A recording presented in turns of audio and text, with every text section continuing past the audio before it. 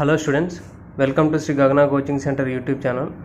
So ఈరోజు ఈ వీడియోలో మనం diploma in civil engineering 5th semester వాళ్ళకి జియో టెక్నికల్ ఇంజనీరింగ్ అనే సబ్జెక్ట్ ఉంది కదా. సో ఆ సబ్జెక్ట్లో పాస్ మార్క్స్ రావాలంటే ఏ యూనిట్స్ చదవాలి. సో సిలబస్ వ్యాస్ట్ అంటే 9 యూనిట్స్ ఉన్నాయి కాబట్టి మనం చూస్తున్నాం ఇక్కడ బ్లూ ప్రింట్. సో ఈ బ్లూ ప్రింట్లో చూసినట్టయితే మనకి 9 యూనిట్స్ ఉన్నాయి టోటల్. 9 యూనిట్స్ అంటే హెవీ అనమాట సిలబస్. ఎవరు ఇంత చదవలేను నేను అనుకునే వాళ్ళు, సో ఎవరైతే నేను పాస్ అయితే చాలు అని అనుకుంటారో వాళ్ళకి కొన్ని సెలెక్టెడ్ యూనిట్స్ అనేటివి చదువుకుంటే చాలన్నమాట, ఈజీగా పాస్ అయిపోవచ్చు. ఓకేనా. So first unit, next third essential properties of soil, next classification of soils. So యాక్చువల్గా ఈ 3 నేర్చుకున్నా కూడా పాస్ అయ్యేదానికి ఎనఫ్ అనమాట. బట్ ఒకవేళ మనం నేర్చుకునే క్వశ్చన్ రాకపోతే సో ముందుగానే మనం సేఫ్ సైడ్ ఇంకొక యూనిట్ నేర్చుకోవాలి. ఓకేనా, that is compaction of soils. So ఈ 4 అనేటివి మనకి జియో టెక్నికల్ పరంగా చూసుకున్నా కూడా చాలా ఇంపార్టెంట్ టాపిక్స్. ఓకేనా. ప్లస్ మన ఇప్పుడు ఎగ్జామ్ పాయింట్ ఆఫ్ వ్యూ తీసుకున్నా కూడా ఈజీగా సో కరెక్ట్గా ఈ 4 యూనిట్ నేర్చుకున్నా కూడా మనకి 60 మార్క్స్ గెయిన్ చేయొచ్చు అనమాట. ఓకేనా, 60 మార్క్స్ అనేవి గెయిన్ చేయొచ్చు కరెక్ట్గా ఆన్సర్స్ రాస్తే. ఒకవేళ మీరు పర్ఫార్మెన్స్ కరెక్ట్గా లేకపోయినా కూడా ఈజీగా సో 40 మార్క్స్ అన్నా అట్లీస్ట్ తెచ్చుకోవచ్చు అనమాట టోటల్ 9 యూనిట్స్లో. సో ఈ 4 యూనిట్స్ నేర్చుకోవడం వల్ల.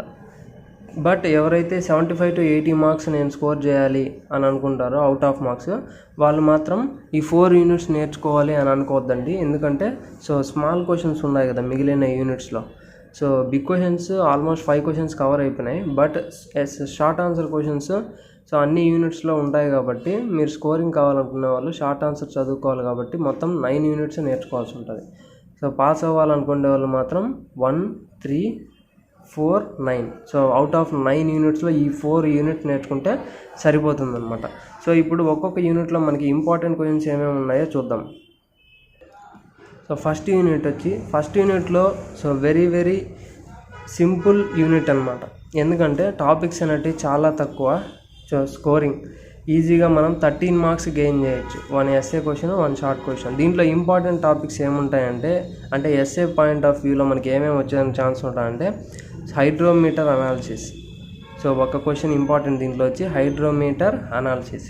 నెక్స్ట్ ఇంకొక క్వశ్చన్ వచ్చేసి dry sieve analysis and wet sieve analysis. ఓకేనా. So almost 99% hydrometer analysis, next wet sieve and dry sieve analysis. So ఈ 2 టాపిక్స్ నుంచి ఏదో ఒక క్వశ్చన్ ఇస్తాడు 99%. ఒకవేళ నా 1% ఛాన్స్ వచ్చేసి ఫిజికల్ ప్రాపర్టీస్ ఆఫ్ సాయిల్. ఓకేనా, ఫిజికల్ ప్రాపర్టీస్ ఆఫ్ సాయిల్ మీద అడిగేదానికి ఛాన్స్ ఉంది. అది టోటల్గా first unit. So next third unit. So third యూనిట్లో మనం చూసినట్టయితే 2 ఎస్ఏలు ఉన్నాయి కదా. 2 ఎస్ఏస్లో మనకి ఒక ఎస్ఏ ప్రాబ్లం, మ్యాక్సిమం కేసెస్లో ఒక ఎస్ఏ ప్రాబ్లం ఇస్తారు, ఇంకొక ఎస్ఏ థియరీ ఇస్తారు. సో ప్రాబ్లం దేనిపైన ఉంటుందంటే ఇక్కడ ఉంది కదా 3.4 అంటే ఈ ప్రాపర్టీస్ అన్నీ ఏవి, volume of voids, next volume of solids, volume of voids, next moisture content, dry density, saturated bulk density. ఓకేనా. So gamma sat, gamma bulk density, next so submerged gamma submerged, next specific gravity. ఓకేనా. Next degree of saturation, porosity. So ఇట్లా void ratio, ఈ problems ఉంటాయి కదా మనకి, relations ఉంటాయి కదా కొన్ని. ఈ ప్రాపర్టీస్ అన్నిటికీ మనకి డిఫరెంట్ రిలేషన్స్ ఉన్నాయి కదా, చాలా రిలేషన్స్. సో వాటిల్లో మనకి కొన్ని నోన్ పారామీటర్స్ ఇచ్చేస్తారు. నెక్స్ట్ రిమైనింగ్వి కనుక్కోమని చెప్పేసి ప్రాబ్లం ఇస్తారు. ఇది సో ప్రాబ్లం అడిగేదానికి ఛాన్స్ 75%. ఏది ఒక ఎస్ఏ. ఇంకొక ఎస్ఏ వచ్చేసి మనకి దేనిపైన అడుగుతారంటే టెస్ట్ అనమాట. సో ఆ టెస్ట్లో కూడా liquid limit, plastic limit test very important. ఓకేనా, టెస్ట్లో కూడా. ఓకే. సో ఒకవేళ అది ఇవ్వకపోతే మనకేమిస్తాడంటే ఓవెన్ డ్రైయింగ్ మెథడ్ ఉంది కదా, సో అవి. సో మొత్తానికి 2 ఎస్ఏ క్వశ్చన్స్లో ఒకటి ప్రాబ్లం ఇస్తారు 99% ఇది. ఓకేనా. ఈ 3.4లో ఉండే ప్రాపర్టీస్ రిలేషన్స్ బేస్ చేసుకొని ఇస్తారు. నెక్స్ట్ రిమైనింగ్ ఇంకో సెకండ్ ఎస్ఏ క్వశ్చన్ దేనిపైన ఇస్తారు అంటే టెస్ట్ అనమాట. ఆ టెస్ట్లో కూడా మ్యాక్సిమం మనకి సో సో ఈ liquid limit plastic limit test వచ్చేదానికి ఛాన్స్ ఉంది. సో ఒకవేళ అది రాకపోతే ఓవెన్ డ్రై మెథడ్ కానీ స్పెసిఫిక్ గ్రావిటీ కానీ. ఓకేనా. మొత్తానికి దీంట్లో థర్డ్ యూనిట్లో 2 ఎస్ఏలు ఉన్నాయి కదా. సో 2 ఎస్ఏస్లో ప్రాబ్లం అయితే ఓకే, దీంట్లోంచే ఇస్తారు, ప్రాక్టీస్ చేయొచ్చు. సో మిగతా థియరీ క్వశ్చన్ ఒకటి ఉంది కదా, అదేది టెస్ట్ పైన వస్తుంది అని చెప్పిన టెస్ట్లు. సో సాయిల్ టెస్ట్లు, ఈ సాయిల్ టెస్ట్లో మనకి సింకేజ్, ప్లాస్టిక్, లిక్విడ్ లిమిట్ అనేది ఎక్కువ కాన్సన్ట్రేట్ చేయండి. సో ఈ 2 కూడా చదువుకోండి. ఓకేనా. ఈ థర్డ్ యూనిట్లో 2 ఎస్ఏలు కాబట్టి కంప్లీట్గా చదువుకోవాలి మనం. సో కంప్లీట్గా థర్డ్ యూనిట్ మొత్తం చదువుకోవాలి. And that to third unit అనేది ఇంపార్టెంట్ టాపిక్ అనమాట టోటల్ జియోటెక్నికల్ ఇంజనీరింగ్లో. ఓకేనా. Next 4th unit. So 4th unit dead easy chapter. 4th unit అంత ఈజీ చాప్టర్ ఇంకోటి ఉండదన్నమాట. సో దీంట్లో మనకి షార్ట్ ఆన్సర్స్ ఏమి ఉండవు, ఓన్లీ 1 ఎస్ఏ ఉంటుంది. సో అది చాలా ఈజీ. మీరు ఆల్రెడీ ఇక్కడ చూస్తున్నారు కదా, మనకి only 1 topic, that is IS classification of soils. So IS classification of soils మనకి ఫ్లో చార్ట్ కూడా ఉంటుంది దానికి. ఓకేనా. So 1 suffix. అదే ఇంకా 99 కాదు 99.999% ఐఎస్ క్లాసిఫికేషన్ ఆఫ్ సాయిల్సే వస్తాయి. ఎందుకంటే ఉండేది ఆ ఒక్క టాపిక్కే. సో ఒకవేళ ఇది ఖచ్చితంగా ఇస్తారు, కాకపోతే ఏబి అని ఇచ్చారనుకోండి. So IS classification of soils అనేది ఏలో ఇస్తారు, బిలో వచ్చేసి మనకి కోఎఫిషియంట్ ఆఫ్ యూనిఫార్మిటీ సియు, ఓకేనా, సిసి కోఎఫిషియంట్ ఆఫ్ కర్వేచర్ అని సిసి 2 ఉన్నాయి కదా. సో ఆ కోఎఫిషియంట్ సియు సిసి వాటిపైన మనకి ప్రాబ్లం ఇస్తారు ఏబి అని అడిగితే. ఒకవేళ ఒకటే అడిగితే మనకి ఐఎస్ క్లాసిఫికేషన్ పైన క్వశ్చన్ కన్ఫామ్ అనమాట. ఈ 4th యూనిట్లో ఉండేది అది ఒక్క టాపిక్కే, ఇంకేం లేదు. 1 ఎస్ఏ ఇక్కడ వస్తుంది ఈజీగా. Okay. Next 5th unit. 5th యూనిట్లో మనకి ఓన్లీ ఒక 5 మార్క్స్ క్వశ్చన్, అంటే హాఫ్ బిగ్ క్వశ్చన్ వస్తుంది. సో అది కూడా దేనిపైన వస్తుంది అంటే షియర్ స్ట్రెంత్ టెస్ట్ ఉంటాయి కదా, డైరెక్ట్ టెస్ట్, నెక్స్ట్ మనకి వెయిన్ టెస్ట్, ఇవి ఉన్నాయి కదా. సో షియర్ స్ట్రెంత్ టెస్ట్ ఉన్నాయి కదా, వాటిపైన మనకి 5 మార్క్స్ అంటే హాఫ్ బిగ్ క్వశ్చన్ వస్తుంది అంతే. ఓకేనా. అది అడిగేదానికి ఛాన్స్ ఉంది. Next 6th unit bearing capacity of soils. దీంట్లో 1 ఎస్ఏ క్వశ్చన్ ఉంది. సో దీంట్లో ఎస్ఏ క్వశ్చన్ దేనిపైన వచ్చేదానికి ఛాన్స్ ఉందంటే, సో బేరింగ్ కెపాసిటీ. ఓకేనా. What is importance of bearing capacity, factors affecting bearing capacity of soil. So that is 1 important question.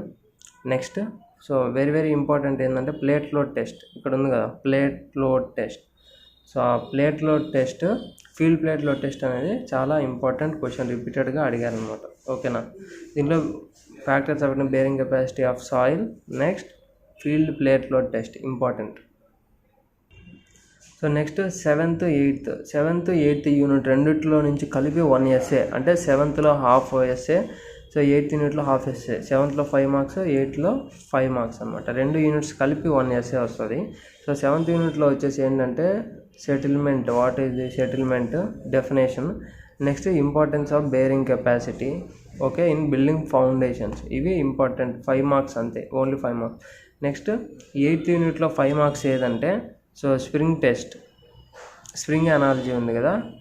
So కన్సాలిడేషన్ని prove చేసేదానికి టెర్జాగి spring model ఉంది కదా మనకి. సో ఆ టెర్జాగి స్ప్రింగ్ అనాలజీ అనేది ఇంపార్టెంట్ అనమాట 8th యూనిట్లో. Next field implications. సో ఇక్కడ ఫీల్డ్ ఇంప్లికేషన్స్ అని ఉంది కదా, ఫీల్డ్ ఇంప్లికేషన్స్. సో అది ఇంపార్టెంట్ 8th యూనిట్లో. So next last compaction of soils 9th unit. Pass అయితే చాలు అనుకునే వాళ్ళు కంపల్సరీగా నేర్చుకోవాల్సిన unit.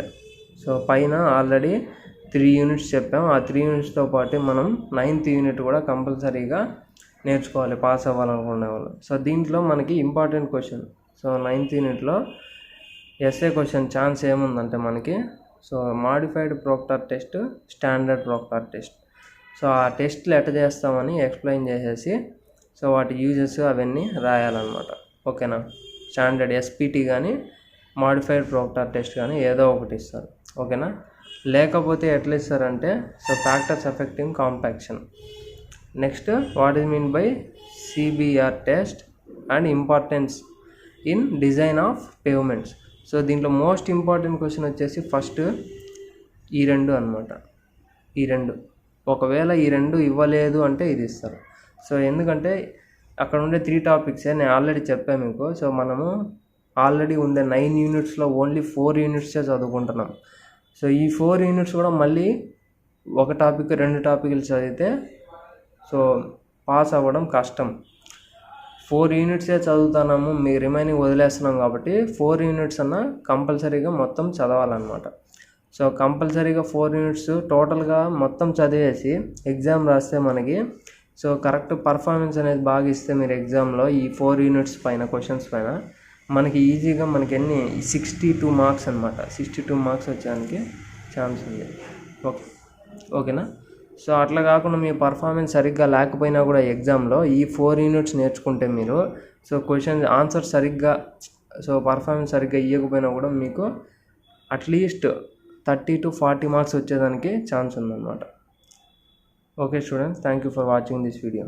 Shri Gagana medical and engineers academy Andhra Pradesh లోని మొట్టమొదటిసారిగా డిప్లొమా మరియు BTech all branches all subjects కు శిక్షణ.